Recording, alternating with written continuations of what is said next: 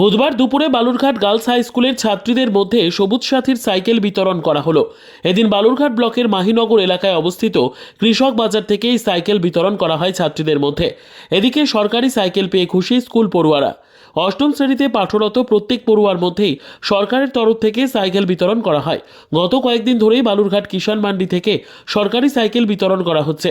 এদিন একটি কর্মসূচির মধ্যে দিয়ে পড়ুয়াদের মধ্যে সাইকেল বিতরণ করা হয়। এছাড়াও বালুরঘাট আশুতোষ বিদ্যাপীঠ স্কুলের ছাত্রীদের মধ্যেও সাইকেল বিতরণ করা হয়। এদিনের সাইকেল বিতরণ কর্মসূচিতে উপস্থিত ছিলেন ব্লক প্রশাসনের আধিকারিক ও স্কুল কর্তৃপক্ষ। এদিন দুটো স্কুলের প্রায় 200 পড়ুয়ার মধ্যে এই সাইকেল বিতরণ করা হয়। এই সাইকেল পেয়ে কতটা সুবিধা হবে তোমাদের? যেমন